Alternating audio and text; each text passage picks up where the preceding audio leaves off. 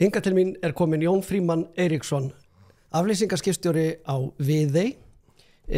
maður sem 49 ára gamall en búinn að súpa ansi marga fjöruna í gegnum tíðina. Velkomin. Takk fyrir. Við veitum ekki hversu mikla fjöru, þetta nú bara út á sjó og heim, það nú bara svo leys. Látt ekki svona, þú ert alveg upp í fjörunni eða ekki? Já, nokkuð, jú. Þú ert á Skaganum? Já.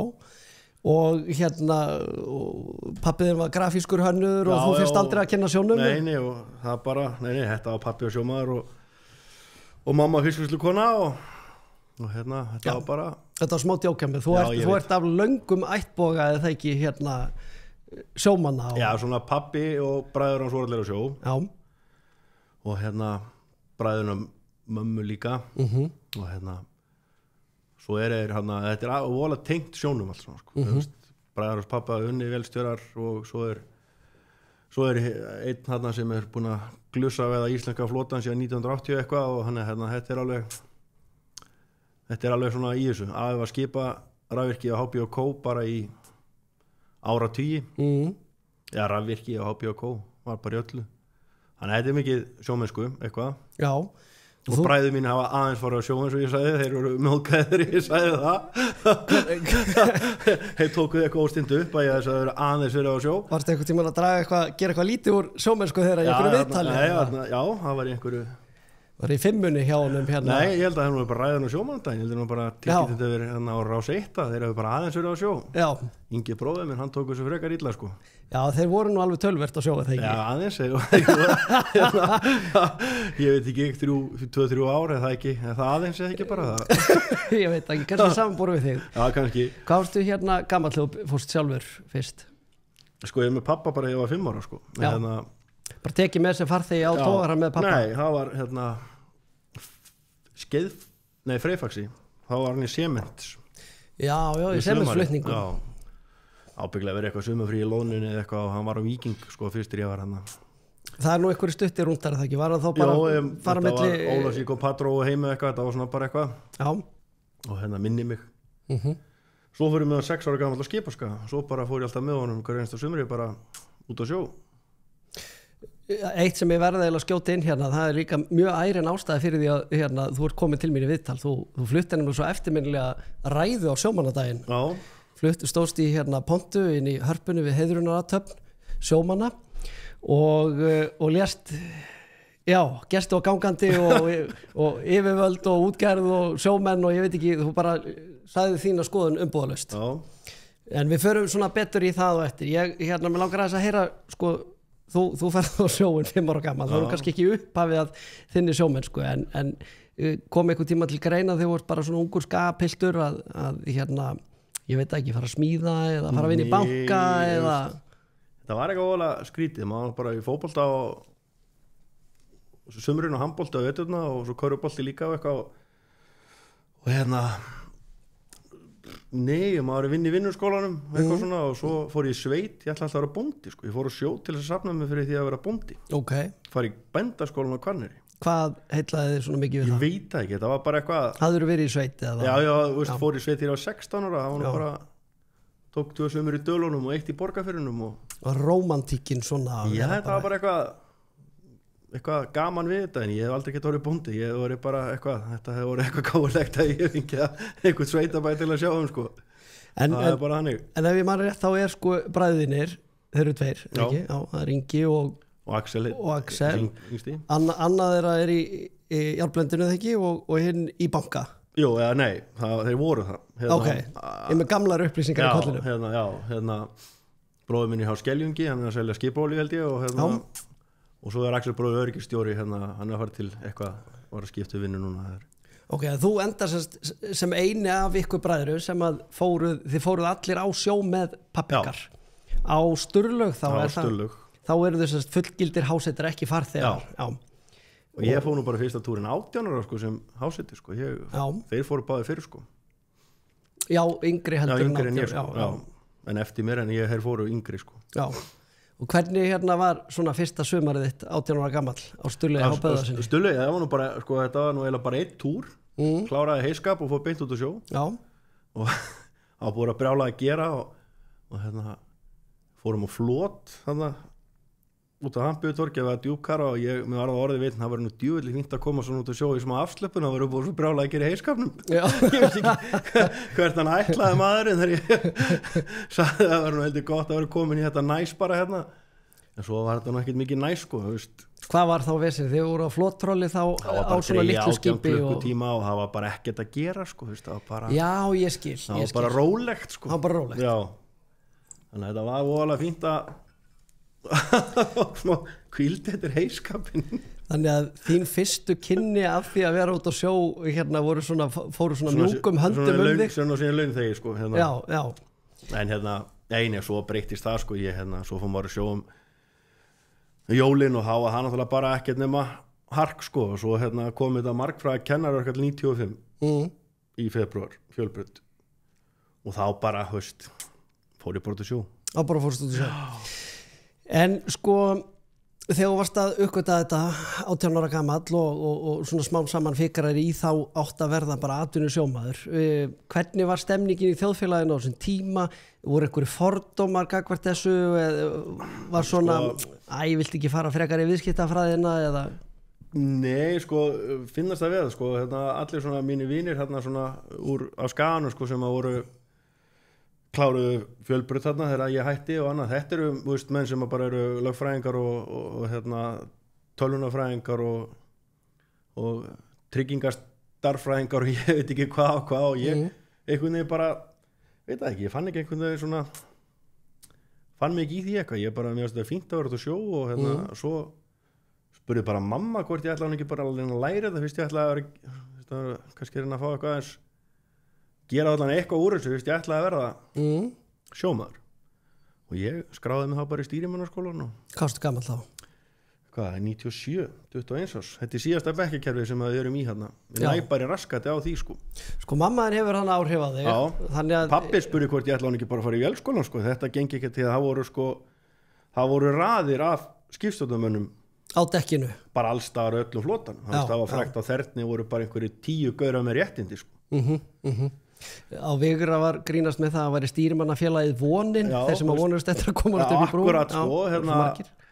og veist, pappi bara spurði í alvörunni hvort ég væri ekki bara meiri til að skoða vélskólan veist, það væri þá allavega hægt að vinna við það að hérna, selja varhlutið eitthvað í landi þegar maður væri eitthvað búin að læra þetta sko og ég hérna bara, nei, ég sé mig ekki ég og vélar náttúrulega bara alveg þú myndir ekki vilja hafa mig sem vélstjóra sko já ok, þið er ekki samlega nei, ekki þannig en hann er hérna þannig ég bara fannst þetta svona rökrætt að skrifi en svona mórallin í samfélaginu var bara þessi það var hérna, hvað, þetta er 97 fullt af skipum, það er samt verið þarna í guggan að seljast og það er allt svona einhvern veginn allir að fara á hlutabréfamarkað og ýmislegt sko þú veist, það var mikið að gerast en samt ekki mikil framávon fyrir ungar stýrimann menn sko, nei. En sko þú sagðir í ræðunniðinni á sjómannadaginn að þú væri hérna eins og pappi, vildi verða eins og pappi já. Og hérna fórst í stýrimannaskólan og vildi stýra skipi og hérna og pappi reynir að telja þig ofan að því að það var í vélskólan hún leist ekkert á þetta varstu þá að fylgja bara, var þetta þrjóska eða varstu að fylgja ráðleggingu móðinnar eða hvað var? Já, ég held að mamma hann hatt meira ára á þetta heldur svona með spári þessu setna sko, hvort ég hafa ekki bara ákveða drífi í þessu sko, því að hérna ég er svo óbúslega eitthvað ég hérna ef þú segir mér að ég þurfa að gera einhverju hluti þá á ég til að vera alveg rosalega mótróin að ég gera það ekki sko, þannig að hérna, hún vissi kannski ekki alveg hvernig hún átt að snúa þess að sér sko, því að ég er náttúrulega og pappi fór að tala í vélskóla þá bara, ég er svona heiðrækir svona hugmyndin að þá er kannski orðið ákveðnar í því að klára hann held skóla sko, já. Þannig að hérna já, það hérna en ég meina að vera hann á bryggju og sjá pappa koma að leggja skip upp að og vitandi, alltaf aflasæll og Haraldur Böðarsson Stullu og voru alltaf afla há skip og annað og kallinn hérna sjómandagsráði og hérna og í verkalýs bara í hérna stjórnum félaga og annað sko, þannig að hérna það var alveg rosalega mikið á heimilinu svona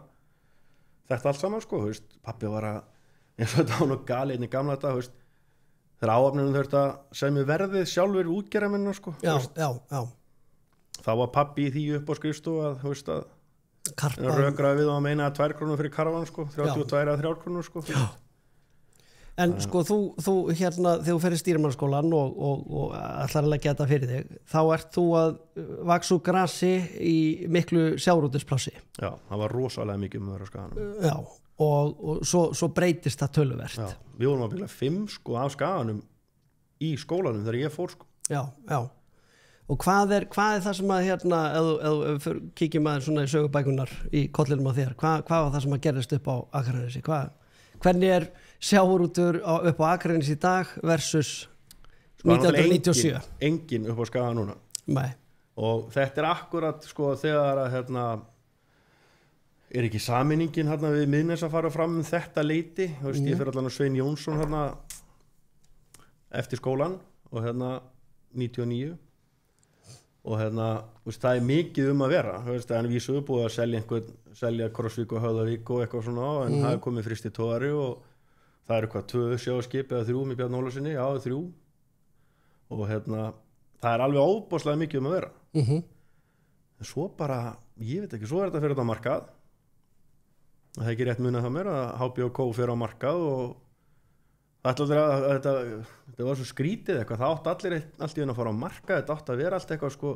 en þegar þú varst með sko þessu fyrirtæki svo HBO, þetta var fjölskyldu fyrirtæki og 3 bræður sem stjórnuðu þessu og hérna og veist, bærin undir, það var allt, það var sko veist, eins og sagðan, afi var að vinna á rafvirkjaverkstæðinu, það var bílaverkstæðið, það var smíðaverkstæðið, það var allt nótastöðin bara neðri skæðin var bara útgerðin þú veist, útgerð, það var bara nóg að vera það var fullt af mönnum sem hefur vinnu og annað sko og ég veit ekki sko þeir missi þetta bara einhvern ég skil ekki hvernig veist, þetta getur horfið svona bara þetta fer á marka og það bara tapar það er bara svoleiðis, veist, það bara verður þannig einhver var þetta ekki, keipti ekki Landsbankin nei hérna Björgúlur þetta á sín tíma eitthvað aðeins og já, allir það ekki, ég man ekki nóg vel þetta var svo mikið svakalig flétta þarna þetta var orðið þarna HB Grandi og svona smám saman fikra sig var þetta Steam eitthvað smá tíma sko minni og hérna en, veist, þetta bara hvarf þú veist, raun og veru bara var þetta ekkert eins og bara 1 tóri seldur og allt plásið þetta bara einhvern veginn svona hvarf endaði bara þegar það er hérna að loka vinslunni þarna og ætla að fara með allt á Vopnafjörð þú veist þú hefur ekkert legið á skoðunum þínum varandi sjávarútveg og kvótakerfi og eitthvað svona og svolítið hlindu því átt þín afkomu undir því og allt það en sko með frjálsu framsali ertu til að mætti snýða einhverja vankanta að þessu til þess að tryggja það hérna byggðir, brothættar byggðir verði ekki fyrir svona miklu höggi eins og gerist upp á Skaga eða leitar kannski sko, bara var Skaginn eitthvað brothætt byggð, var þetta ekki bara mannana klúður að missa þetta já, það er kannski líka það bara kannski leitar vatni bara annað það er ennþá blómleg byggð upp á Akranesi já, þannig að það er við svo alltaf verið að höggva það í eitthvað en hérna þú veist svo er það spurninglega hérna verið ábygglega alveg allir margir fúllutum en það var bara, sér bara svo Grundarfirði þar er útgerð sem heitir Gerun það eru 7 systkini já, þú rerir þar já, ég rerir þar og raun og veru sko samkvæmt öllum lögmálum útgerðarinnar ætti þetta að vera löngu farið já, bara út af ósamhelning stórum skilur allir sögunni bara útgerða fyrirtækjum með stórum systkinahópum þá ætti þessi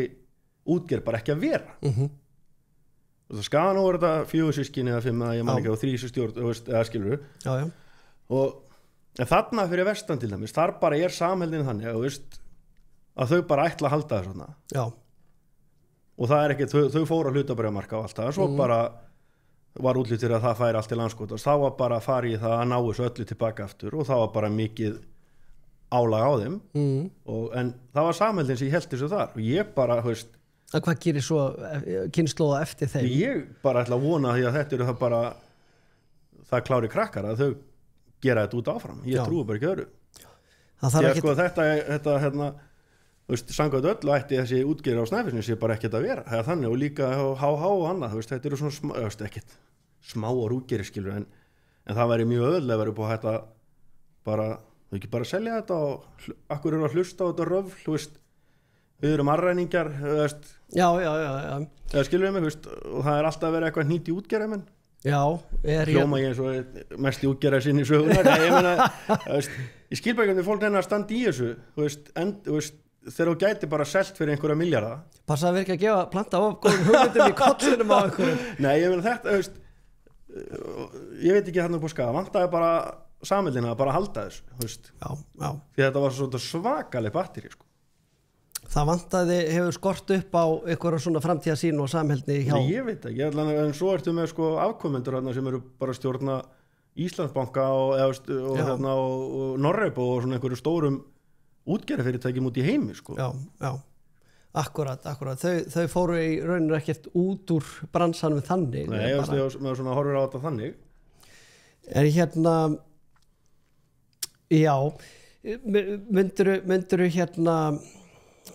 Myndirðu áætla að það væri þú veist, hægt að girða fyrir þetta með einhverjum hætti með einhverju svona skarpari byggðastefnu eða eitthvað svoleiðis? Já, sko er ekki búið að reyna allar einhverjar útfærslur að þessu eða leiðir eða sko er ekki bara samfélagi orðið þetta dag þannig að þú veist að ef þú ætlar að búa einhverju stað, þú veist, það sem er hérna, þú horfir alltaf eins og ég flutti til dæmis úr Grundarfirði, okkur leiði alveg fínt þar og allt það, en krakkarnir mínu voru hérna að stunda íþróttir annar staðar. Já. Þú veist, ég vilti bara fara með þau alltaf að keyra og það er fullt af fólki sem þekkja Snæfellsnes sem flutti bara þegar voru skuttla krökkunum að Akraness og fótboltaæfingar og ýmislegt, sko, þú veist, og þannig ég held að sko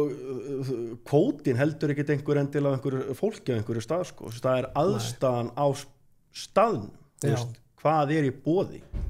Þarftu að fara í búðinu og kaupa hrygg á 17 skall eins og í kjörbúðinu í Grundarfirði eða eitthvað svoleiðis, skilur með þú getur fengið hann á 10 skall í bónus, þú veist, þetta er góður punktur. Ég kannastu Grundfirðing sem ég spurði út í akkur í ósköpun hann byggi ekki á Grundarfirði, býr í bænum og hérna var í svona sveigjalegu starfi eða hvað maður að segja, sjómaður, þannig að hérna hann sveigjalegi snera því að hann gat búið í raun og veru hvar sem er og þá kom með þetta góða dæmi fyrir nokkrum árum síðan að hérna, ég ætla ekki að stóla á það með krakkana að ég geti hitt lækni hálfan dag á 2 vikna fresti eða hvað nú er. Þannig að þetta eitt og sér eins og segir, þetta kannski tryggir ekki... Nei, ég held ekki, sko, það er allt í kringum. Já. Þú veist, sem fært fólk til að búa þar, sko, þú veist, vinna náttúrulega bara vísur þetta orðið eins og segir, það er, fólk er með sveigjanlega vinnu og getur, þú veist, ég veit að mann sem býr í Grundarfirði, hann vinnur í álverðinni í Hafnarfirði, sko. Já, en fyrst þú er svona rosaleg málpípa stóru útgerðarinnar, hvað hérna, ég ætla að spyrja, hvað telur þú að breytt veiðigjöld núna, þessi hækkuðu veiðigjöld muni þjappa meira saman? Það muni standa frekar í spjót að smærri útgerðum milli gæsalappa eins og HH og gerun eins og myndir ekki halda það bara ef maður horfir á þetta, ég meina Nói er búið að ráðast á séu ekki Brynjarkarl greið í þessu veiti en hann sér bara tölunar, veist, það er bara 850 miljónar naukalega sem hann þarf að og þá bara ferðu og reknar þetta út veist, og þá bara, við höfum nú rætt þetta sjálfur einhvern hérna að þegar kreppir að þá ferðu og skoðar heimilisbókhaldi hvar ég get lagað til og þá gerir það. Já, er þetta ekki að fara að gera fyrir þetta, ég held að þessi vetur verður svolítið svona leiðbeinandi fyrir hvernig veiðigjöldum muni og þessi kvótaskerðing og annað muni hérna hitta þessi fyrirtæki, sko, fyrir. Já, heldur betur og ég held að það þurfi nú engan hérna einhvern útlærðan hagfræðing til að sjá það að þetta er svona gerist heilt yfir í öllum business að þegar að kreppir að skóin þá verður mun samþjöppun eiga sér stað. Það er það, sko, hérna svo líka er ofanalega sem að mér er bara lítið tala það er skerðing í kvótaúthlutun líka þetta árið. Karfin er, hvað var ekki, 10% niður, þorskurinn 4%, ísan aðeins upp en þetta er líka sem þessi fyrirtæki er að fá skelli með, sko. Herðu, nú er nefnilega, sko, gjarnan rætt bara við hérna einhverja fiskifræðinga hérna stofnana. Nú er ég með reynslubolta við borðið og ég ætla að spyrja það nefnilega út í þetta með skerðingarnar alveg bara frá tilkomu kvótakerfisins sem átti nú að svona passa upp á sjálfbæra nýtingu þessarar auðlindar þá bara eins og úthlutun í þorski, hún bara búin að minnka ár frá ári, bara stöðuð síðan 1983. Hvað segir þú þetta? Það eitthvað sem heitir fiskifræði sjómannsins líka, þú þekkir það að sjá einhverja ráðleggingar, en svo sérðu kannski að allur þorskur stútfullur af loðnu, en það verið að ráðleggja með ekki veið af loðnu. Hvað segirðu með þetta? Er þetta rétt reiknað alltaf? Ég var að koma í land í gærkvöldi og landaði 60 tonum af þorski og það var alveg strögglan á því. Og því að ég held að maður mætti alveg líka skoða tölunar þegar þessi 300-400 tonn meðalþyngdin var ábyggilega rétt í kringu 2 kíló. Það ekki stór fiskur. Nei, ég held að bara, það kemur þá einhverju kommentakerfi og leirði mig, það var alltaf smár þorskur og við gætum, ég hefði alveg geta komið með meiri þorsk í land en vinnslan vill ekki fá 1,5 til 1,8 þorsk í land. Hún fór stærri fisk. Já, bara sem hagkvæmar í vinnslunana, þannig að það alveg fullt af smá þorski á svæðinu en sér að við erum að skrapa að þessu voru að Vestfjörðum, þeir voru að veiða betur fyrir austan, það var stærri fiskur, hann var bara í æti þar og annað, en heilt yfir alveg þokkal auðveldan á þorskiðum, en hann ekkert alveg þú ert ekkert í aðgæslu veiði. Nei. Þannig að ég skil alveg pælinguna, það ekkert hægt að horfa bara alltaf á netaveiðina og vertíðaveiðina, þá hann bara fiskurinn bara eins veiðalegur og mögulegt eru ráðleggingarnar grundvallaðar á úreltum aðferðum við þessu ralli? Já, þetta er eina mælitæki sem við verðumst hafa að taka einhverja stikkpröfur og það alltaf teknar sömu tókslóðum á sama tíma. Það svo erfitt að stofnmara botnfisk. Já, það er með sporð. Já, en þú getur bergmálsmælt uppsjáfiskinn. Já. Þú getur bara mælt ummálið þú getur verið með bara þorsk breytan út bara allt. Já, 2 milljónir ferkilometra sem að hafsvæðið eða hvað nú efnaðslega Nema bara koma einhver gervigreind sem bara geti farið þarna niður og bara talið alla þorskana, þá held ég að við veit ekki hvað annað mælitæki ættu að hafa. Ég er ekki að segja þessi besta mælitækið. Nei. En svo náttúrulega þegar menn að tala um þessi vitlausa tókslóður annað og fiskurinn búin að færast til, hann búin að færast norðar og ýmislegt, en það náttúrulega bara eins og fræðin þú stofnar nýja tókslóð, þá getur ekkert bara fengið 15 þorski á klukkutíman og sagt að svona með þú ert að fá þetta mörg ár í röð, það ekki viðmiðun. Jú, til að hafa eitthvað ábyggilegt svona data. Já, ekki sem einhver fræðimar, ég myndi halda þetta væri svona en fiskifræði sjómannsins mætti líka bara skoða dagbækur, hvernig þorskveiðin hefur þróast bara frá, það var alltaf eins og menn sögðu þú kannst labba þurru fótum á netabögjum sunnaði Vestmanni að veiða þorsk. Já, að það var svo mikið af fiski. Já, en það ekkert núna þú veiðir ekkert þorsk þarna núna endilega. Nei. Hann búin að færa sig eða það eru bara breyttar forsendur í hafinu. Svo annað í þessu líka sem að ég ætla nú að leyfa mér að tala svona óvarlega sem alls ekki fróður maður þetta, þá man ég eftir fyrir svona 15 ára síðan þá var í umræðunni nálgun norskra hafrannsóknar yfirvalda sem að töluðu með svo varandi veiðar og þorsk í Barentshafi þar sem studdust í svokallega grísjunarkenningu að grísja einmitt til þess að væri nægt æti fyrir þorsk sem að þyrfti að komast á legg og náðu okkur ákveðin stærð. Það þyrftur líka að grísja í yngri kynslóðum eða þannig og það voru miklu ólympískari ólympískari blær á veiðum í Barentshafinu á þorski heldur en þessar varlegu veiða sem hafa verið hér og við höfum kannski stíð of varlega til hér. En hver staðan í Barentshafinu núna? Hún búin að fara frá 1.000.000 tonnum niður í bara 600.000 tonn eða eitthvað núna bara 2-3 árum Já, mjög hröð. En þeir veit ekki matinn, þeir voru ekki að veiða mikið á loðnu. Nei. En svo byrjar að veiða loðnu og náttúrulega sko það hver þerni hann fættur annar hann að draga 2-3 troll sko að veiða fisk hann og svo þegar þeir eru búin með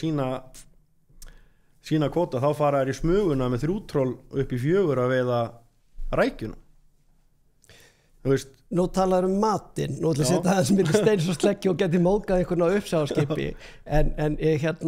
það svo líka annar vinkill sem að hefur verið svona, kannski ekki nóg mikið rannsakaður og verið svolítið kritiseraður að við erum að veiða loðnu með flottrolli og það einhver umræða og kenningar að ansi mikið stór partur af þeirri loðnu sem að rennur í gegnum flottrolli sem að smígur út öskvana og þetta bara steindauð til botns og já, hún þá matur hún partur af fæðukeðin í sjónu, það alveg rétt, þetta lífmassi sem hverfur ekki en það svona, mér minnist ég ræddi einu sinni við veiðagerðar veiðafæra hönnuð sem að galt mikinn varhug við því að vera að veiða kríli niður í Suðurhöfum að þú ættir ekki að sko taka allt grasið frá kúnnum að og ættir ekki að fara svona rosalega neðal í fæðukeðuna til þess að í raunum þá kippur undirstöðunum undan restina af fæðupíramítanum og það má alveg heimfæra þetta upp ég held að loðna séðan neðsta sem við megum fara ég myndi halda það því að sko, maður sá bara að það fór að vega guldöfluna fyrir sunnan það gerbreytist og ég var ekki sammála mörgu þessari Attenborough-mynd en ég var sammála þessi í lokin með krillviðarnir í Suðurhöfum þetta mér finnst þetta galið sko ég ekki búin að því ég ekki með þér og Þórólu Júlían í stjórnmálaflokki þá ég eftir að sjá Attenborough-myndina já ég bara mæli minni, það sést alveg hver borgaði fyrir hana sko það alveg klárt mál sko en þetta í Suðurhöfum ég var sammála því sko en sko Guðmundur heiti Jónsson sagði nöngt í fiskirhitaviðtali þá var að tala ástandi á þorskinum og eitthvað þá sagði hann það nú ákveðið sjokk að 1.000.000 tonnur eru tekin úr lífríkinu frá þorskinum þá var hann að vísa í 1.000.000 tonna loðnuvertíðina sem hafi verið var hann ekki 97 eða 8 eitthvað svoleiðis það var stóra þorsktórun á halanum 96 7 og þá árið eftir minni mig eða eitthvað í kringu það þá voru tekið 1.000.000 tonn á sumarlónu og vetrarlónu veiðum en þetta ekkert svo langt síðan að frá okkur í tímalínu sem að við erum með svipaðar aðstæður við vorum með ráðgjöf upp á ég man nú ekki 100-200 tonn sem að eða hvort það var komið ennþá neðar og svo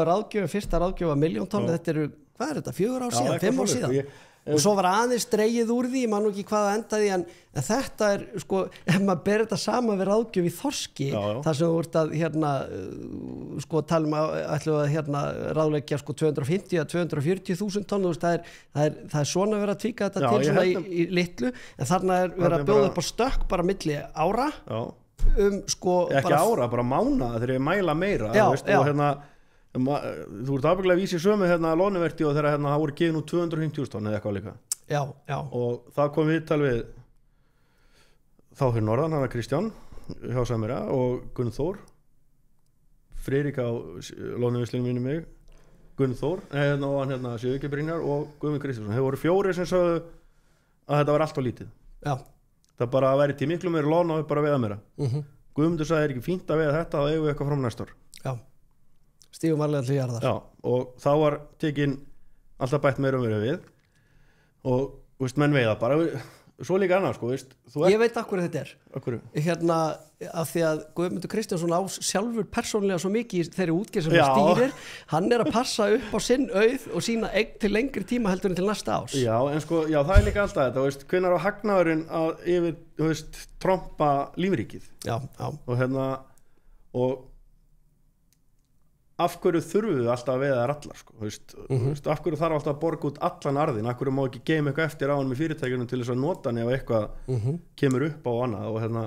það sem að ég svona ég pirra mig ekkert einhverju loðnuveiðum eða neinu svoleiðis en pirra mig bara að þurfi alltaf að veiða þær allar og við erum að veiða hrogna fulla loðnu sko, ég veit hún deyr en hún verðmætust þar og annað og svo farum við til dæmis eins og Alaska þeir eru alltaf með A- og B-vertíð það er ákveðið magn veitt að hrogna fiskinum svo bara stoppa þér og restin látin hrygna. Akkurat. Sko ég ætla alls ekki að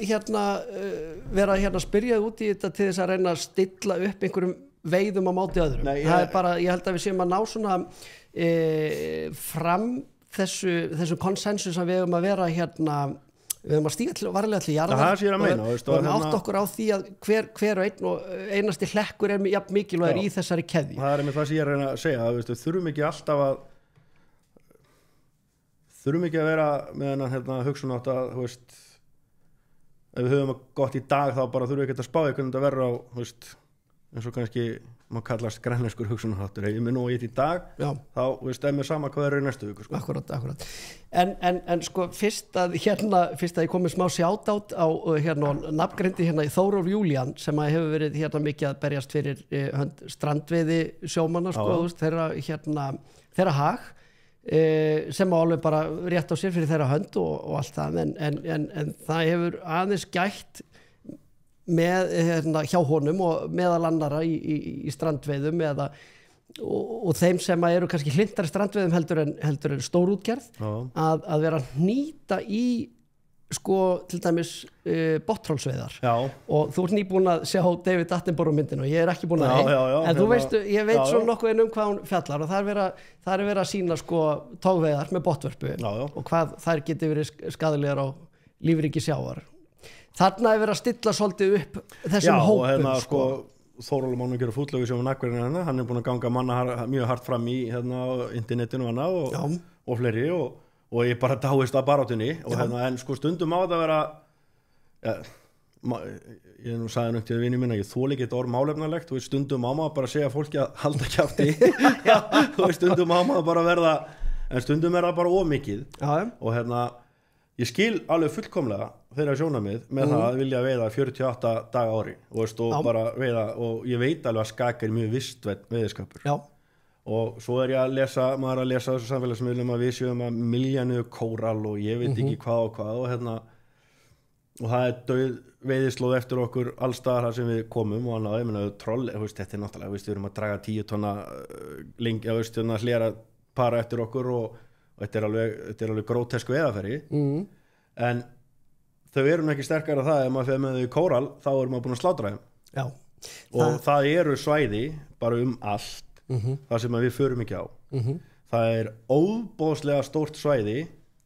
á vestur hluta eða frá fjöllunum og norður í Víkurál lokað fyrir botntrollsveiðum út af því að vera að vernda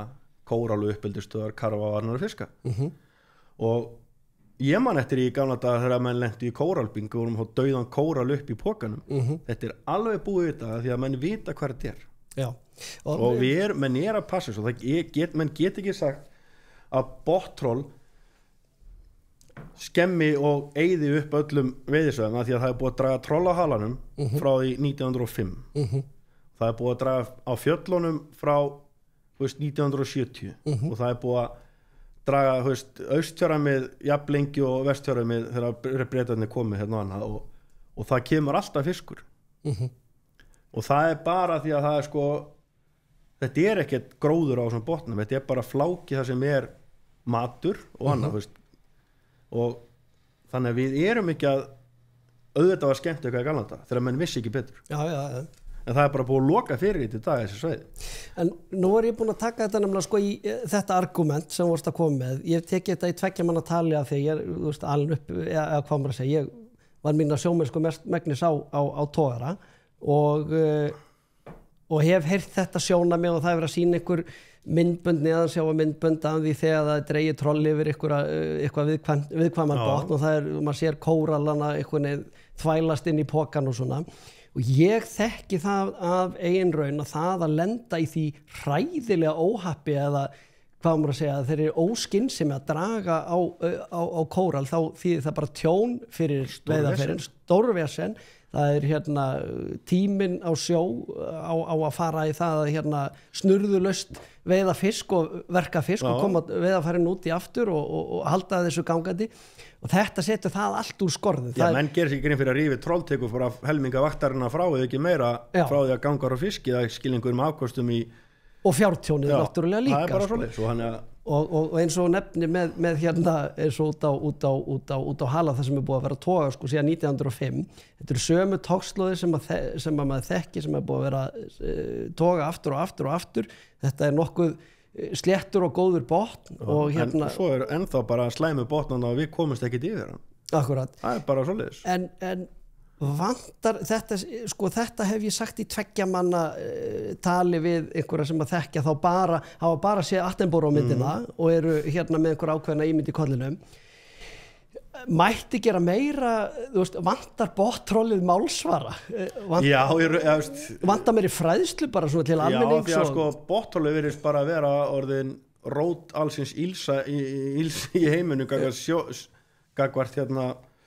sjárótið maður sér að Danirnir ætla að fara var ekki Danir að Bretar sem ætla að fara að banna bottrollsveiðar á 30% af einhverju hafsvæði hjá sér og hérna en sko en bottrollið nú ekki alveg allsaklu sko hérna það nú til heimildi mynd á YouTube það sem búraveiðarnar á Ástralíu hvernig þeim tókst að slátra því bara með yngri veiðistjórnun og hérna það var bottrollið bara algjörlega sem átti það veist bara vitti allan fiskinn en var ekkert að skemma neitt botn en hérna það voru menn líka bara að hugsa sko ég ætla bara að reyna að græðast mikið í ár og hægt það var bara bonanza hjá þeim í búranu sko en hérna já það vantar alveg klárlega málsvara því að bara eins og veist fyrir blásaklausan einstakling sem að horfa á svo Attenborough mynd þá voru þeir kölluðu þetta hérna industrial trawlers þetta voru einhverjir svona þriðjuríkistogarar með enga sjómannasamninga ef maður skoða sem þá bara sjá maður bara hvað það bara þetta voru bara hérna þeir voru með keðjur og þetta var alveg slæmt sko og smár fiskur engin veiðistjórnun og ég held að það sé lykillinn í þessu það sé veiðistjórnun og líka þú ert að horfa á þessa mynd og það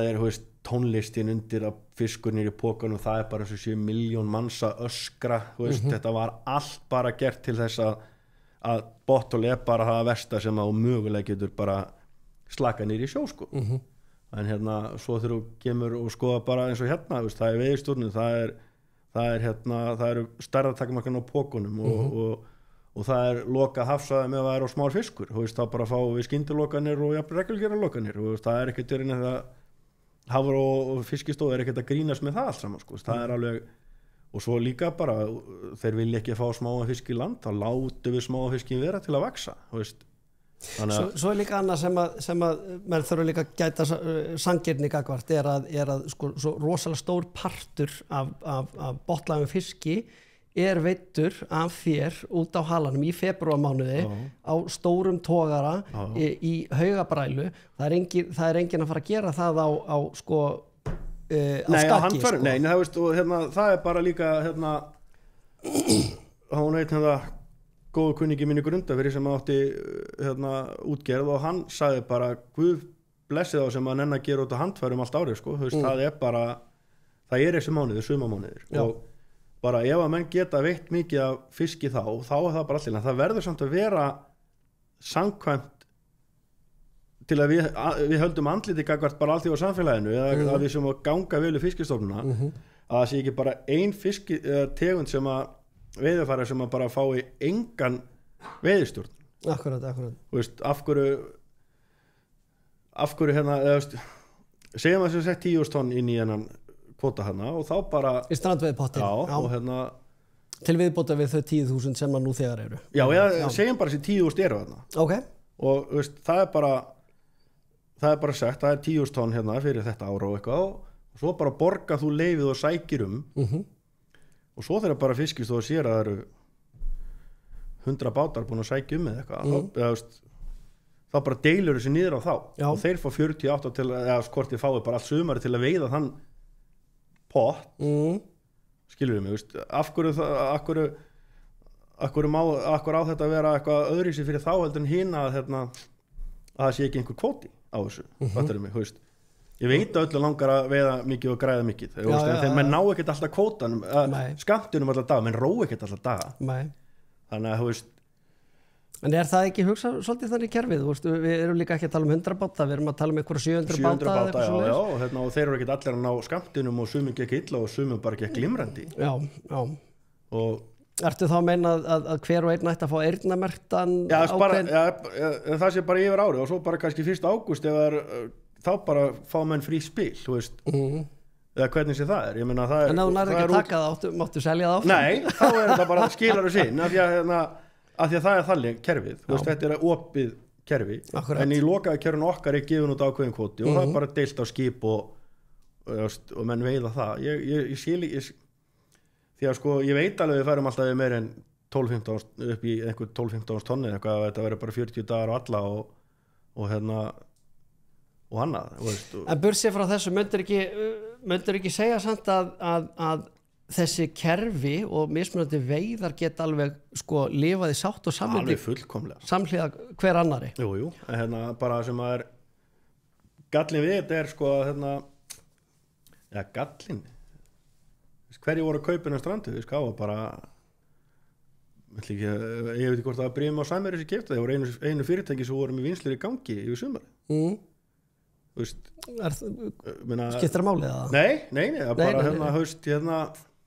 þetta er ekkert að efla byggðir landsins sko Nei, þú áttu þannig það er ekkert blómleg vinsla í gangi á strandu fiski, það er öllum fiski á norðurfirði á ströndu keyrt í burtu Já. Það er enginn að flagga þar ekki einhver argument með það á Arnarstapa og Norðurfirði og svona það sé mikið líf í höfninu og svona Jú, það er byggilega hellings líf og annað ég meina, þú veist, og þetta er alveg það er bara frábært að mönnum gengur vel í þessu veist, og það er bara frábært en að þetta efli byggði landsins, það er enginn að fara að opna vinslu fyrir 2 mánuði á ári Nei, 3 sko, það er gallin við þetta sko, veist, hvernig getum við gert þetta eitthvað öðruvísi getum við bara ég veit það ekki má setja upp pop-up vinslur á sumrin bara það sem eitthvað bara handflagga ég meina af hverju ekki ég meina handflaggar bara og fær einhverja undan þá frá heilbrigðiseftirlitinu þetta sé ekki allt eins og ég meina ég meina þú vilt hafa þetta bara beint frá bát og upp í einhver frökassa bara á bryggjunni það verður náttúrulega geggjað þá myndi einhverju fleiri græða Það er rétt förum aðeins aftur á Viðey á tóra sem að þú starfar á í dag hvað skiptum alveg gír hver er munurinn á því að vera á þessu skipi sem þú ert á í dag og hver er munurinn á því sko að vera skipstjórnarmaður að reyna að leita fiski og líka sko varandi mannaíbúðir og vinslu og aðbúnað og svona versus þar sem þú byrjaðir á sjó fyrst og Sturlugi sko, ég var einmitt hugsta daginn og ég er búin að segja þetta við marga ef einhverju sem þekkja að hlusta núna ég er búin að heyra mig segja þetta marga oft aðbúnaðurinn er frábær veist, þetta er bara allt annað líf og ef við erum að lausa það að móka ís og henda til körum í lestinni veist, þú kannast nú við það sjálfur að það er bara allt annað veist, sjálfvirka lestakerfi, þetta er bara besta sem að mögulega komið fyrir okkur og engin ís og þessu ofurkæling og allt það og skipi miklu betra veist, veldur minna og þó að við þessi bræluskip og annað við erum oft út í vondu veðrum þá er þetta verja mann alveg óbáslega vel og menn eru öryggir á þessu og annað og en sko jú, það eru orðna betri veiðagræði fyrir okkur og trollin eru betri og betri nemar og víð og annað sko, en svo bara kemur alltaf að þessu sama sko, þú ferð á sjó og þú ert að gera fiskinum eins og Jesú gerðan þegar hann var á sjó sko. Þú ert bara með hníf og slítur og þú getur tekið kall sem var á Þormóði Goða sko 1930 eða hvernig sem hann var að gera út hann kemur bara í tógar eða dag, hann myndi ekki valla slá feilpúst því þetta er allt eins þetta eru sömu vinnubröð og sömu handbröð eina sem það er bara gerfiefni í körfunum og hnífunum og annað og svo bara þetta er allt eins af því að við vorum aðeins að koma inn á með hafrannsóknir og gögn sem að sko hafa verið þú sem skipstjórnarmaður þú hífir upp trollið og þú skráir hjá þér nákvæma staðsetningu þar sem að þú varst að veiða 6 tonna karfa, 3 tonna ufsa, eitthvað svona dagsetningu, tímasetningu skipið, meðalþyngd fisksins og eitthvað svona nú er búið að tróða einhverja af þessum gögnum eða það ekki í svona gervigreindaforrit sem að segja þér bara nákvæmlega hvar fiskurinn er eða hvað hann á að vera. Ég mitt fekk símtal frá einum heitir Greenfish eða ekki. Nei, og svo líka Blue Economy, það eru nokkrir hérna og þannig að þú er bara orðin óþarfið, þú þarft ekki að finna fiski. Ég held að þetta svona, ég held ég sé alveg fyrst þegar ég bara sá þetta, ég bara, hvað er ég að fara að fá einhverja tækni brósa til að segja mig hvernig ég á að veiða fiskin eða hvar ég á að fara, sko, og einhverju bara svona kúrekar sem að ætla að vera ríkir á stuttum tíma með að selja eitthvað app bara að við getum stimplað inn bara hvað fiskurinn að vera og svo í óvanalaga þá er ég komið lið á skrifstofun og skoða þetta helvíts app, akkur ég sé ekki þarna því að fiskurinn og allir að vera þarna það er það sem að fór í gegnum hausinn af mér. En svo fekk ég símtal frá einum hjá Blue Economy og þá skýra hann svona aðeins út í mig hugmyndafræðin á bakvið þetta hann er búinn að til dæmis að keyra inn fullt af gögnum frá Hafró bara sem við fyllum inn í þessa dagbók og því varst að tala aðferðafræðin áðan við það stofnmæla fisk ég held að þetta sé að næsta að við fáum gervigreindina með okkur í þetta með því að vera að lesa gögnum til þess að áætla stofnstærð já, að við fáum þá allan einhver á svona kannski grófa mynd ég svona held það þetta mun aldrei segja upp að hárka fiskuna því að við erum því að þetta var svo heldig gott hringt í mig þá hafi verið 10-12 tonna aflega klukkutíma sem er rosalega gott sem er alveg svakalega veiði það var síld og þorskur og ísa vestur á bjarginu og á handfaraslóð upp í harðalandi á handfaraslóð og það var gessalegt mokk svo gerði suðaustanátt í 1,5 sólarhring og botnitinn hækkaði með 1,5 gráðu hvar var allir fiskur og gatt gervigreindin gervigreindin vissi þetta ekki. Nei, gervigreindin var ekki með þessa forsendur það þarf alltaf, við þurfum alltaf þetta mannlega til þess að segja henni forsendur myndi ég halda mér finnst þetta alveg svo magnað ég þekki það að vera með svona skignum skipstjóra með honum, Eyþór og Atla Skott voru saman á Vegra og ég fylgdist með þessu hvernig eða fiskaðist illa þá var hann svo naut í flægi og labbaði hringi brúna og byrjaði að tauta fyrir munni sér býtun það er apríl, það er 15. apríl í dag býtun við, það er svona og byrjaði að þylja upp hittast í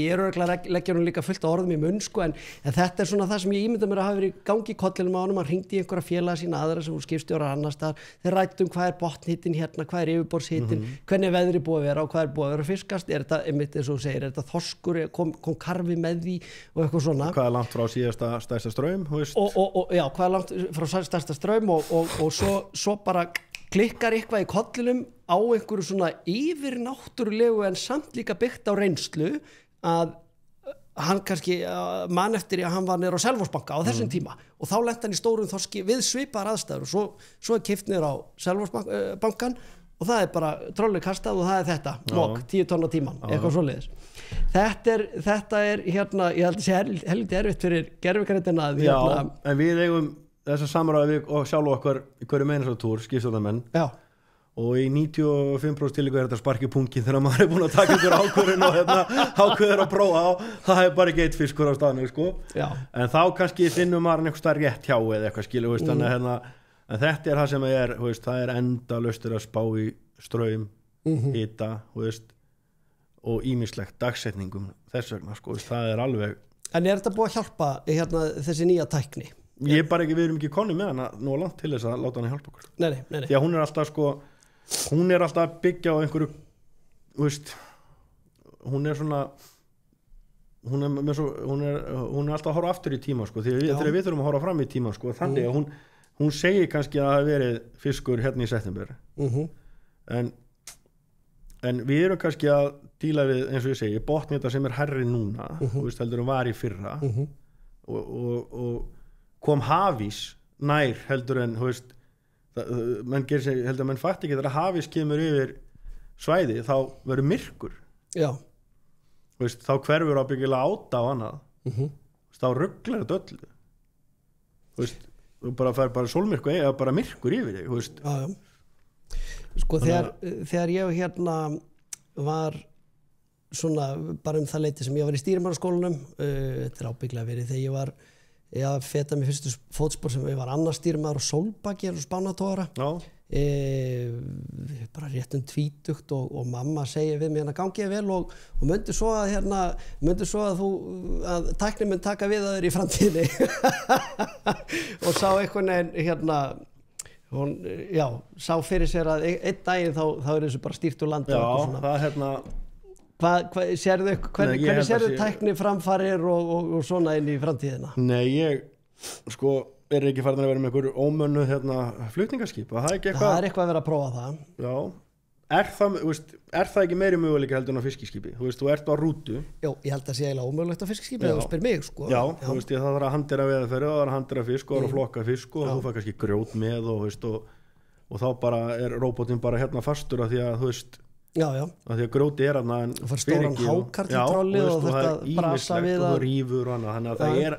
tæknin aldrei að fara að leysa okkur af þessu, hún getur hjálpa okkur mikið. Þess að ég var að segja það með aðgerðina, af hverju ekki búið að setja aðgerðavélar bara í skip og annað sem að eigu bara afköstin, ég veit alveg að þetta eru bara sjómannasamningarnir, það bara það sjómannasamningarnir sem hafa komið í veg fyrir það að ég bara held að það sé aðalmálið, þeir náðu að berja Sólbergi upp í 34 kalla sín tíma með breyttum sjómannasamningum fyrir þetta eina skip þannig að ég man eftir að hafa verið á skipi með aðgerðavél voru bara 13 á Sólbak og það gekk dundurvél því að við vorum í Ísu máttum keyra hana alla í gegnum þorskurinn virðist ekki það er til aðgerðavél fyrir allt saman og við erum að tala aðgerðavél vinnur á við, ég man ekki hvort það var 10 eða 12 já, það er ekki bara, ef hún er með góða mann þá er þetta bara með 50 fisk á mínútuna bara að spólu sér gegn þannig að því ég held þetta sé bæðipartur í bara mönnunar ákvæðunum og annað ekki, ég ætla að vera að mæla með að við ætlum að fara eitthvað að breyta því en við þurfum alveg klárlega með að þetta allt saman að þurfum að fara að skoða þetta allt saman sem heildrænt bara án slagsmála við útgerðina hvernig ætlum að hafa þetta í framtíðinni ætlum við að vera ennþá bara að framleiða hráðvöru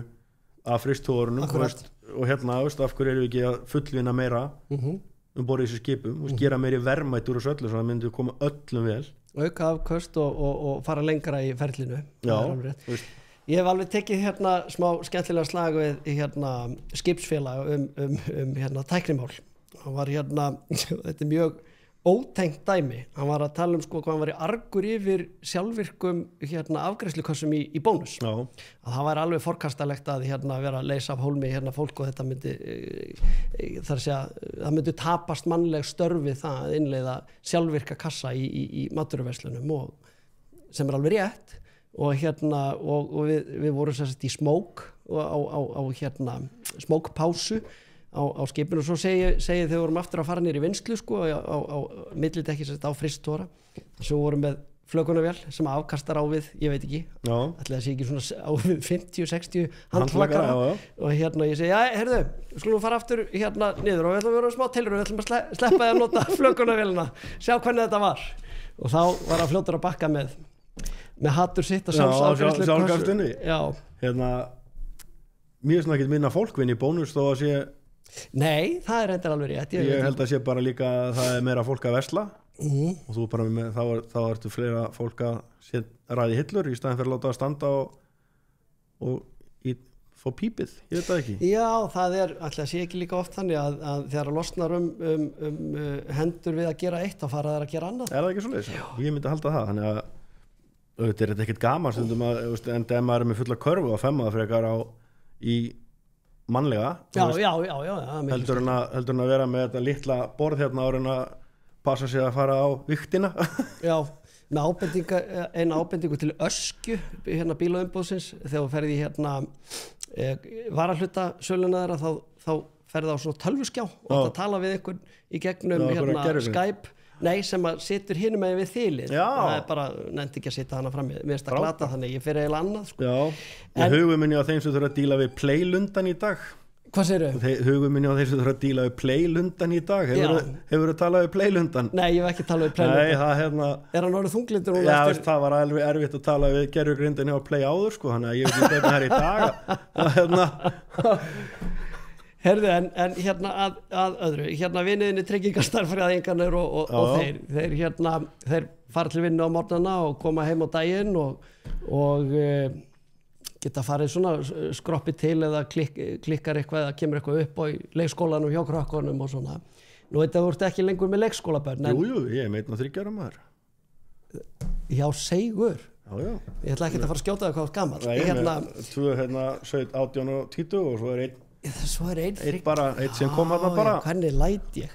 Herðu, ok, hvernig gengur þér að því að nú ert þú sjómaður og öfugt við tryggingarstarfræðingin og hvað nefndur að hann? Bankamann? Nei, Nei, það er lögfræðingar og tölvunarfræðingar og svo er einn vinur minn svona, sem er eins og Chandler í Friends, ég veit ekkert ennþá hvað hann gerir sko. Það vita að fáir í vinahofnum. Hann er einhver forritari. Hann er forritari, hress. Herðu, en hvernig gengur þér að samræma bara svona fjölskyldulífið og hvernig er þetta að vera að útskýri bara? Sko, þetta er náttúrulega bara, þetta gengur ekki nema og sért með góða aðila heima. Já. Til þess að taka allan hennar slaka með konur sem eru svo klættir. Já, það er bara svoleið sko og þær hafa sjómannskonur í gegnum tíðina hafa fórnað ýmsu í sínu lífi fyrir þess að þráhyggju okkar að vera út á sjó. Margar bara ekki mennta sig eða gert það sem að þær vilja lífin út af því að við erum ekki heima, við erum bara eitthvað, eigum að vera einhver fyrirvinna sem að er að afla vel og annað sko og þetta er náttúrulega búið að sko, maður sér það svo mikið á ungu strákunum í dag sko, þær eru margar ekkert að láta sér bjóða þessi þetta rugl sko, að kallinn sé ekkert alltaf heima og það sé ekkert regla á hlutunum sko, hvenær við komum í land og hvenær við séum að fara og annað sko. Já, hefur séð breytingu? Já, alveg stóra breytingu sko, það er stundum farið út, komið í land morgun og svo segir maður, herru, við förum bara svo út aftur í kvöld, það sé maður að svipnaði mörgum að það er ekki gott símtal heim. Akkurat. Og þeim líður ekkert vel með það sko. Man eftir og þetta er alveg, það er bara svo þegar maður er heima þá náttúrulega reynir maður að gera eins og maður getur og eitthvað og en svo bara eins og það var nú árum á það maður geti alltaf í bestu tekjuplásunum annað kannski þá réri maður mikið svo ég er náttúrulega gríðan sér strákum þeir veit ekki hvað er að róa 300 alltaf ári sko. Nei, þú veit ekki þann pakka. Já, menn hafa gert það sko, og þetta var svona áður fyrir, menn fóru ekkert í frí eða var eitthvað mikið að róa fristúðunum bara 4 dagar á milli túra ekki, og menn voru að róa 3 túra og þannig að þetta er lykilatriði er að þetta sé ekki að við öll ábyrgðin að vera á sjómannskonum, þetta er alltaf breytt í dag internetinu, heimabönkunum, öll dótturínu en bara það sem á þær er lagt er oft ómannlegt, það er bara svoleið sko, bara að þurfa að halda þessu öllu í gangi á meðan við erum út að sjó. Þú ert þakkláttur þinni konu? Já, mjög svo, bara þakkláttur fyrir allar þessar konur sem að þóla þetta að menn geti valið sér þennan starfsvettvang sko, þetta er ekkert grín sko. Nei, það þarf alveg einstaklega sterka einstaklinga til þess að geta axla þessa ábyrði bara keyrt allt familíu sjóið í landi á meðan kallinn út að þannig að út að sjó í sínu örugga umhverfi mitt. Það er oft rætt þessa þriðju vakt sko, og ég er bara fullan skilning á henni að mörgu leyti, við náttúrulega bara leggjum þetta mjög mikið á og við náttúrulega líka með vaktavinu, við erum ekkert alltaf vakandi þegar þarf að geta skráð í 5-leika eða eitthvað, einhver gluggi þar og menn eru að reyna að hvílast fyrir vakt og eitthvað og þá bara lendir þetta allt á heimafólkinu sko. Það gerir það. Foreldrar við tölum allt þetta dóttir í sko. En þetta gengur vel með því að vera með svona það er bara líkilatriði þessu, að maður bara sér að þetta, maður er bara hort á eftir mörgum góðum mönnum í landa því að þetta gekk ekki. Að því að makarnir þoldi ekki að það verður svona mikið í burtu sko, skiljanlega. En svo er maður frétt að sömu mönnum farið í vinnu í landi og það er bara 7 til 9 á kvöldin og helgar og allt saman og menn sakna þess að vera bara út á sjó. Menn sjá minna að liggja í fjölskyldunni að því að þeir eru bara á það er náttúrulega það er eðla okkur sjómann að segja ekki nei við vinnu. Akkurat. Og stráka sér fyrir land, duglegir og þeir kannski fara að vinna einhverjum innamanni eða eitthvað og það er bara herru, getur ekki bara verið eitthvað? Já, bara vera áfram með það og það það alveg, þú veist maður ekki að telja klukkutímana sem strákar sem aldrei upp og svo ekki mikið að spá í því sko, og svo bara komið í land, þá það bara allan ekki að fiskiskipum sko. Ég hef alveg og talið tímar annar staðar já, ég hef alveg kynst tí sko, það sem að menn alveg bara fastir á því að fylla upp í Excel-skjalið sko, ef skekynni þeir þurft að vinna eitthvað í kaffipásunni sko, og það á svona gráum skipum þetta eitthvað svona hugsanagangur sem að ég átti mjög erfitt með að tileinka mér að því ég kom af fiskiskipi þar sem og þú þarft að standa þá bara stendur svo náttúrulega líka það alveg svo eru náttúrulega á þessum tórum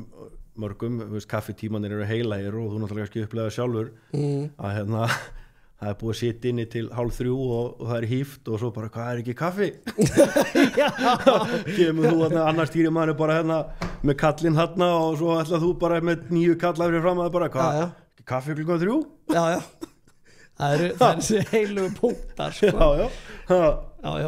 Þá svona, það stundum að taka rökkraðar þetta allt saman. Já, það ekki mér að kenna, það var snap á þann, það er kafteininu sko. Já, þetta er svona. Argaþrasi sem að vorum að nefna á hann milli einstakra sjómanna stétta strandveiðmanna þeirra sem eru á togurum og argaþras milli útgerðar og stjórnvalda hvað sérðu eitthvað fyrir þér að það muni eitthvað lægja öldunar í þessu svona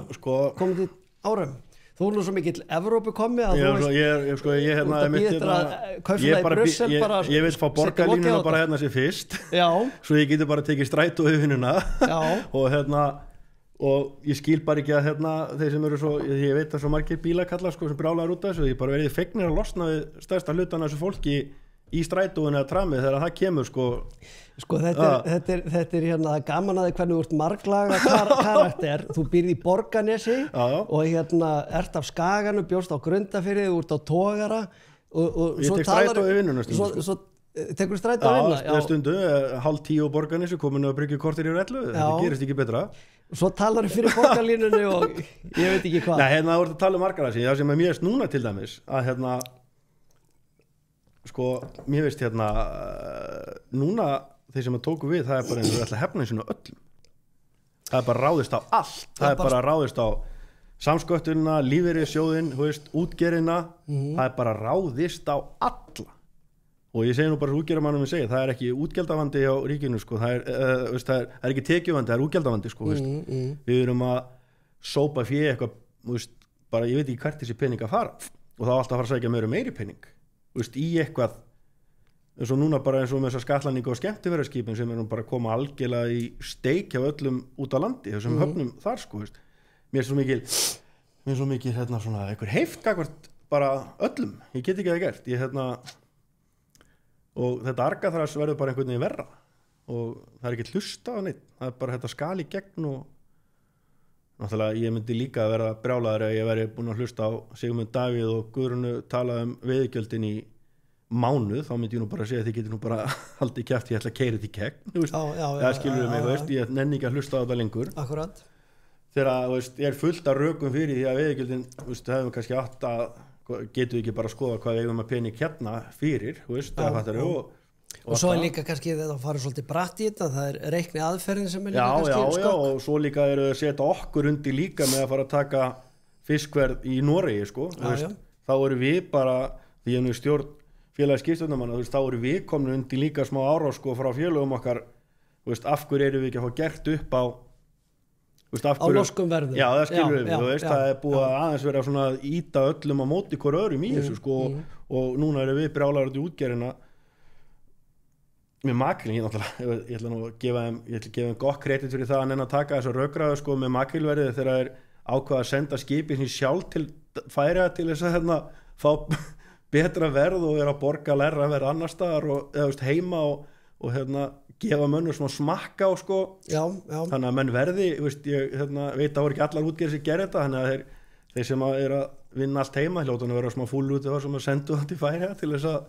koma umræðinni og sína fram á launaselana sko skilur mig þannig að það hafa verið áhöld gagnsæið í þessu já, gagnsæið á uppsjávarverðleggingu er náttúrulega ekkert það er bara þannig það bara nærður sig ekki einu sinni þú ert að fara ekki skattin bara til þess að sjá raunverulegt verðmæti í þessu og meðan alltaf botnfiskinum og fristitóðurinn bara algjörlega upp á borðinu og annað en eins og maður komið að þessu það bara eins og séður að ít okkur öllum á móti hver öðrum finnst mér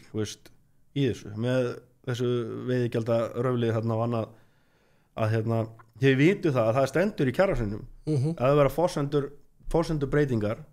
hjá útgerðinni þá segja eru kjarasamningnum og ætla að fara að fá okkur til að borga veiðigjaldi með sér eins og er í Grænlandi til dæmis það er ekki gert upp fyrir að búa að borga veiðigjaldin. Það er stundum talað að grísa á eitthvað að það sé svona heppni en svo er það að svína á einhverjum og það er bara að vera með almenn leiðindi. Ég skil ekki þessu. Skilur þú það? Hafðu heppnina með þér alla 50 daga. Happdrætti DAS. En sko nú veiðigjaldafrumvarpið það komið í gegn. Þetta búið og gert. Þetta var bara keyrt í gegn og samúð almennings var engin. og svo má alveg kryfja það hvers vegna það var. Þú veist, mitt persónulega mat er það að svona PR eða hvað maður að segja kynningarmál á sjávarútvegi hafi ekki verið haldið rétt á spöðunum síðustu 15 ár, 10-20 ár, ég veit það ekki. Það hafi verið vantað svona meiri mýkt gagnvart almenningi til þess að reyna að kaupa einhverja velvild og uppfræða með skynsamlegum hætti hvað þetta er stór partur, hvað þetta er mikið hryggjastykki í atvinnulífinu. En þetta er eins og ég segi, þetta er búið og gert. Þetta er búið og gert sko. Og nú er bara veiðigjöldum skellt á og svo verður skellt á skemmtu skipa komin og allt lífið heldur áfram það verður bara svoleiðis og svo getur við þetta fyrirtækin skila harði og hagnaði og allt saman og við getum þrefað það hvort það sé réttlátt eða óréttlátt eða eitthvað svoleiðis en hvað heldur að gerist núna með bara heldur að sjómennum verið ítt út í það að taka þátt í þessum það stendur í kjarasamningunum eftir 4 ár megi segja þeim upp til þess að ef að koma forsetubrestur frá ríkinu það er bara svoleiðis og það er spurning og ég meina það er SFS má segja samningnum það er bara við skrifum undir það og við getum ekki verið fúlir ef þau gera það af því að við skrifum undir þetta það var samþykkt þetta var hvað, 10 ára samningur eða ekki? Já, þó að hver einasti sjómaður sé þekki sagðist að það var satt neyfið þessu því að sko þú náttúrulega þekkir þetta sjálfu þegar þú veist borið skipi, það myndar svona einhver múðesing gagvart ýmsum hlutum og það er kannski svo sem er ósamálagi hann tjáir sér ekkert svo mikið það sko. Og kannski voru bara margir rosalega ánægðir með þessu samninga, fá bara öryggi. Hver var líka kostninga þáttakan í? Ég man það ekki, hún var allan að kannski 40-50% hjá femminni mig. Já, hún á há hjá okkur sko. Já. Og þannig að sko það er gott og vel, já. Þannig að sko, já, það er alveg þannig að við getum ekki verið fúlir ef þau segja þessu upp af því að við samþykktum að það væri hægt að gera þetta myndi breytast. Þetta er svona þess vegna voru menn hissa að sjómannasamtökin væru á móti veiðigjöldunum og þá voru mennum bara hvað eru þeir að skipta ykkur að því að auðvitað útgerðin bara borga eitthvað við bara, það var eitthvað að væri hjá okkur ef við erum ekki að móti þess að því að það er í kjarasamningnum klásúla ef þetta fer á þá þurfum við að fara að semja aftur. Það er náttúrulega málið sko hvað maður að segja verkefnisfélög sjómanna öll heldur mörg okkur er búið að takast að fækka skipstjórnum bara 2 það er bara búið að þrjóskupúkarnir í eigum þeir alltaf bara þeir eru með okkur í öllu það er búin að eiga sér mikil samþjöppun stað blessunlega en tölu verð eftir en þetta er eins og segir sko, þetta ætti að vera það er bara lykil hlutverk stéttarfélag er bara að hugsa hag sinna félagsmanna og þetta eru beinir hagsmunir og menna röflu því að það sé vera mótmæla strandjóðunum af því að það er verið að tala núna að taka byggðakvótan og allar skilbætunar allt sé 5% eða inn í strandjóðaflan þá missa alveg óbúslega margir vinnuna eða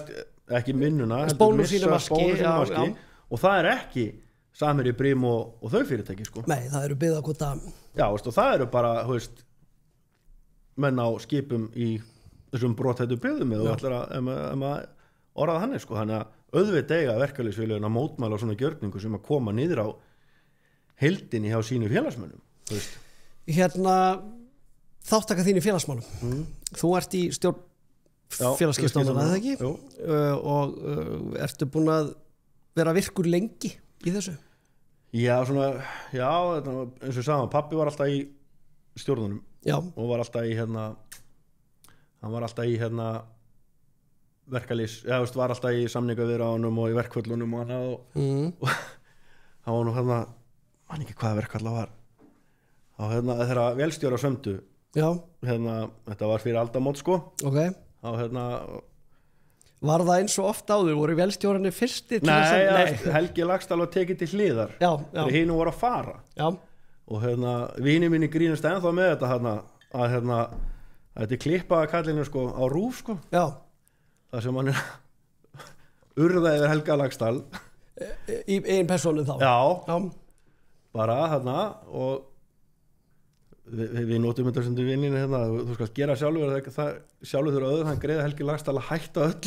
allir aðkoma verkalýðsmálum heiði skallin karka þannig að þú getur rétt ímyndaði hvernig það var á heimilinu sko, það var alveg pappiðin er búin að vera blóðheitur í þessu blóðið bara, vonu andum þetta allt saman og búin að taka þátt í ýmsu gaf kost á sér til formans sín tíma það endaði svona eitthvað það var að fara að enda í svona einhverju sjómanni Reykjavíkur eða hvenær var þegar við ætlum að fara svo var það lappa menn löguðu það til þetta var eins og flokkakostningar og kjaftaði þetta endaði næstu illa en sem betur verið allt gott sem enda vel og það var verið að fara upp í sumarbústaðin og gera klára fyrir sumarið og annað þetta var svona bara skipstjóri stýrimannafélag Hafþór Akarins í fyrst og svo var þetta saminað og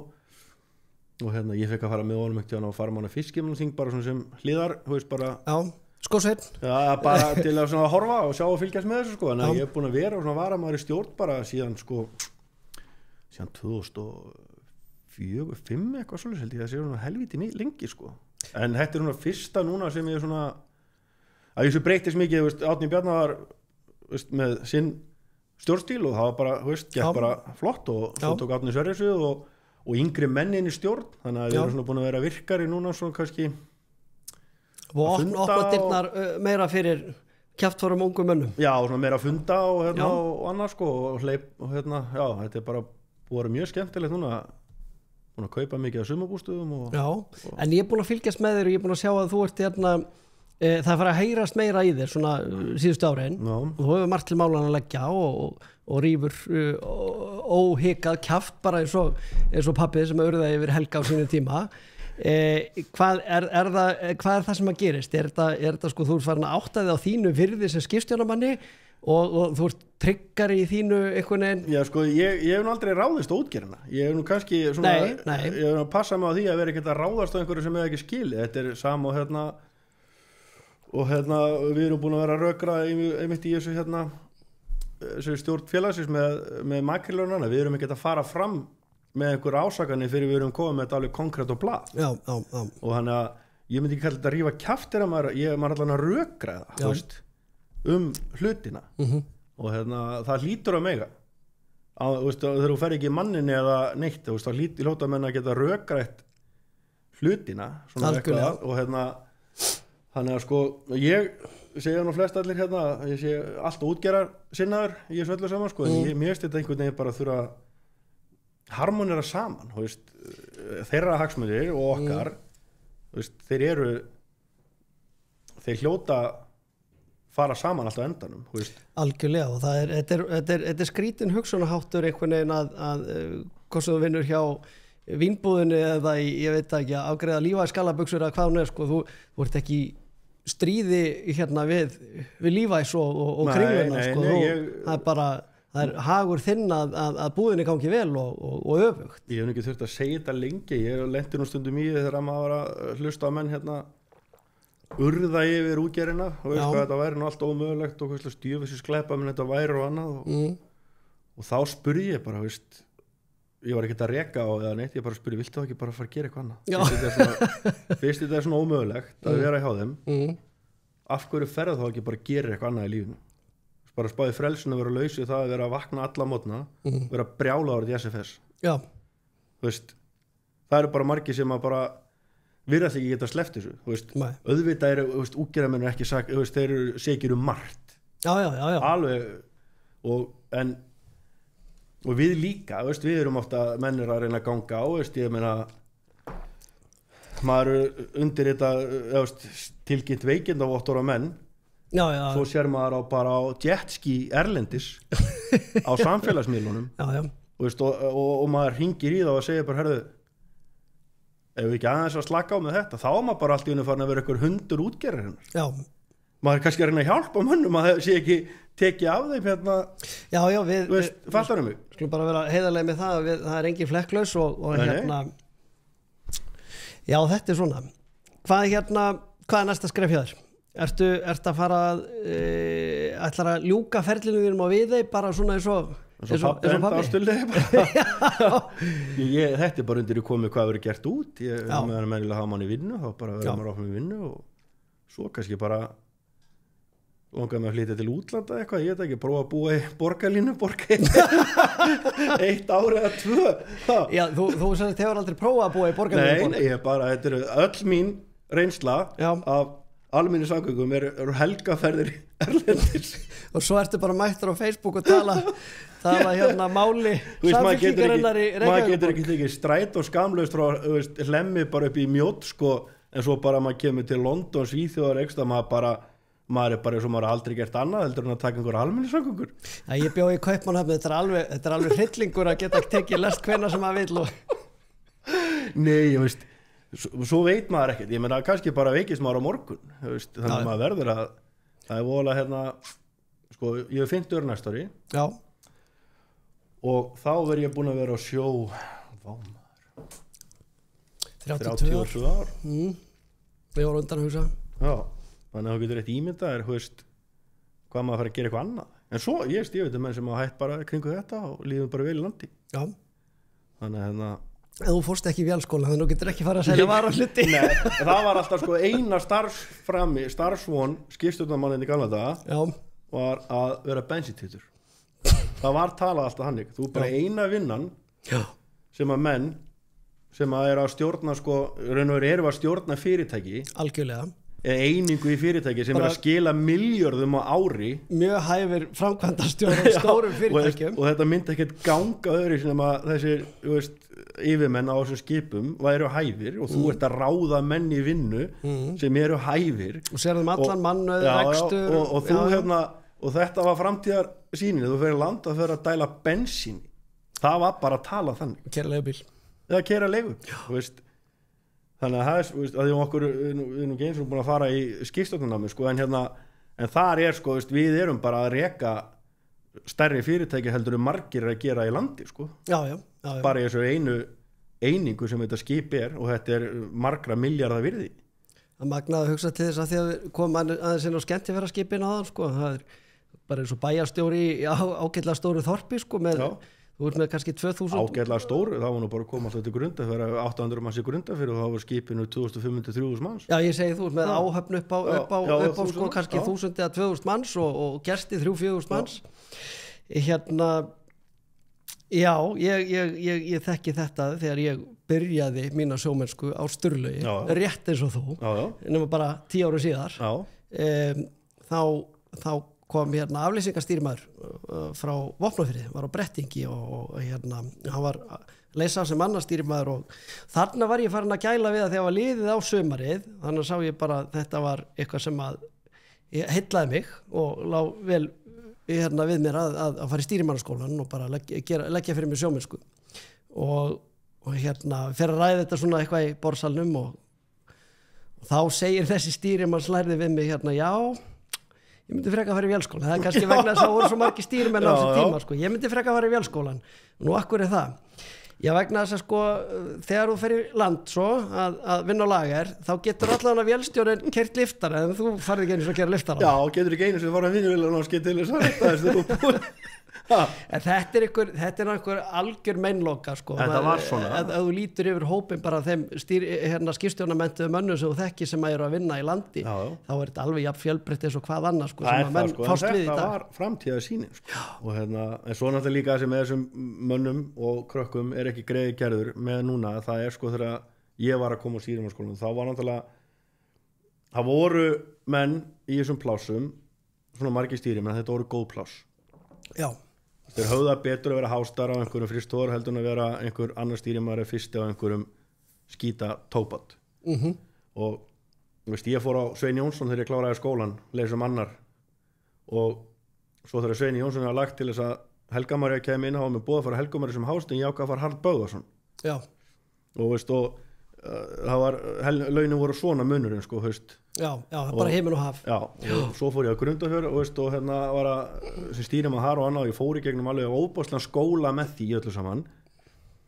en alveg á skýta tekjum miða við það sem aðrir félagar maður svo að gera, þú veist. Það getur haft það fjárhagslega betra í tilskams tíma. Já, eða bara, þú veist, sumir þessu bara gaurum bara